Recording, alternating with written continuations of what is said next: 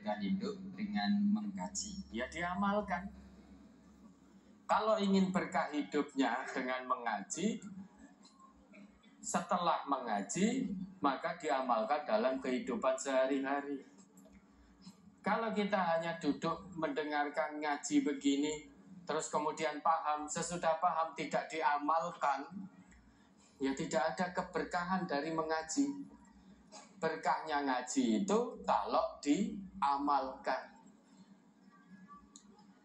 Lo nek nu tak rasa ngaji tak ngamal ke wae lo. Dari mana paham kalau tidak ngaji lah kok mau mengamalkan? Maka al ilmu qoblal amal. Ilmu dulu sebelum beramal, ngaji dulu sebelum beramal. Ingin mendapatkan keberkahan dari ngaji ya diamalkan. Ngaji ini bukan hanya kulak pemahaman, bukan hanya untuk nambah pengetahuan,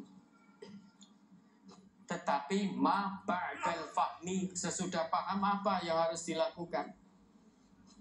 Ada konsekuensi, sesudah tahu, sesudah paham maka diamalkan. Karena orang yang tahu itu jelas beda dengan orang yang tidak tahu. Qul hal yastawil ladina ya'lamun wal ladina la ya'lamun innama yatadzakkaru ulul albab. Itu menurut Allah di akhir Quran surat Az-Zumar ayat 9 itu. Katakan Muhammad, apakah sama orang yang tahu dengan orang yang tidak tahu?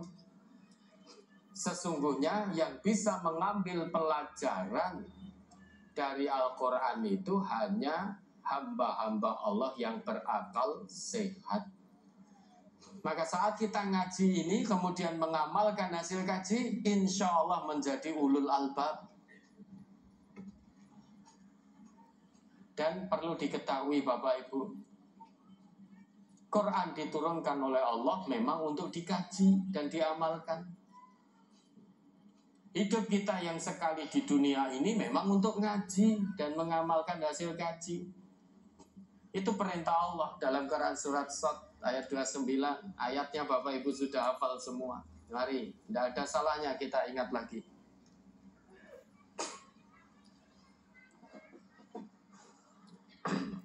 Jadi kita hidup sekali ini amanahnya memang untuk ngaji Quran dan mengamalkan Quran. Karena Quran diturunkan oleh Allah memang untuk dikaji. Ya, mari. Quran surat Shad, surat ke-38 ayat 29. Kitabun anzalnahu ilaika mubarakul liyadabbaru ayatihi wa liyatadzakkara ulul albab. Ini adalah sebuah kitab yang kami turunkan kepadamu penuh dengan berkah, supaya mereka memperhatikan ayat-ayatnya dan supaya mendapat pelajaran orang-orang yang mempunyai pikiran. Kitabun anzalnahu ilaik. Ini adalah sebuah kitab, maksudnya Al-Quran. Ini kami turunkan kepadamu wahai Muhammad dengan penuh berkah. Jadi siapa saja yang mentadaburi Al-Quran, ngaji Al-Quran dan mengamalkan isinya, maka dia akan mendapatkan keberkahan dari Allah melalui Al-Quran. Hidupnya akan penuh berkah dari Allah, diberkahi oleh Allah karena ngaji Al-Quran dan mengamalkan isi Al-Quran. Dan itulah orang yang berakal sehat. Jadi orang berakal sehat itu ternyata menurut Allah orang yang mau ngaji Al-Quran dan mengamalkan isi Al-Quran. Itulah orang yang berakal sehat. Itu menurut Allah. Sehingga kalau ada orang yang tidak mau ngaji Quran, tidak mau mengamalkan isi Al-Quran, akalnya tidak sehat. Akalnya tidak sehat. Sama kalau kita tidak mau ngaji Quran, tidak mau mengamalkan apa yang sudah kita kaji dari Al-Quran itu, maka sama juga akal kita tidak sehat. Hanya orang-orang yang mau ngaji Quran dan mengamalkan isi Al-Quran, itulah orang yang berakal sehat menurut Allah.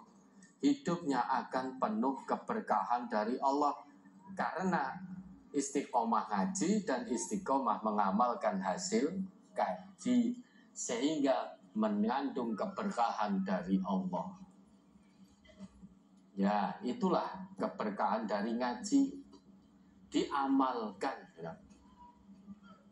Misal, setelah ngaji jadi tahu, oh ternyata riba itu haram.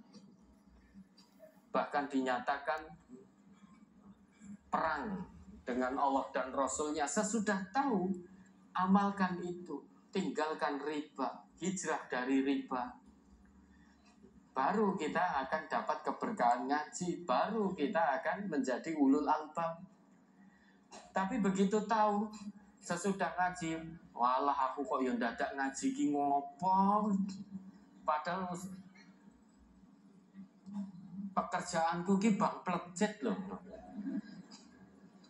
Kok yang dadak ngaji ki ngopo jadi ngerti. Meski itu haram, tapi ya bagaimana lagi, mau makan minum saya dari situ kok. Makan minum saya dan keluarga dari situ, bayar SPP dari situ, nek anak loro, istri sakit berobat dengan hasil riba. Mas ya wis lah, haram-haram ya ora apa-apa, sing penting tetap iso mangan, iso ngombe, iso bayar SPP. Nah, kalau sudah seperti itu, otaknya sebetulnya sudah Al-Quran itu otaknya, karena sudah tahu riba itu haram. Tapi hatinya masih setan. Jadi otaknya sudah tahu, otaknya Al-Quran, tapi belum mau mengamalkan, belum mau meninggalkan riba. Karena riba itu memang mudah. Mencari sesuatu dari hasil dari riba itu mudah. Hasilnya akan mudah didapat. Maka belum mau meninggalkan riba dan masih berkecimpung di riba, meski otaknya Quran, hatinya setan, karena belum mau mengamalkan. Sehingga ngajinya belum ada keberkahan, belum diamalkan. Begitu kita amalkan, bismillah, hanya mengharap ridho Allah, tinggalkan riba. Semaksimalnya kita tinggalkan, maka insya Allah keberkahan demi keberkahan dari Allah dibuka.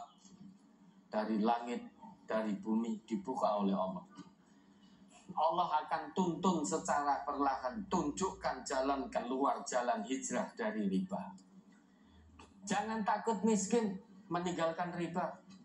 Jangan takut fakir, meninggalkan riba. Jangan takut tidak bisa makan saat kita punya azam untuk meninggalkan riba. Kenapa kita harus takut miskin, sedangkan kita hamba Allah yang maha kaya? Kenapa kita harus takut miskin? Sedangkan kita ini hamba Allah yang maha kaya.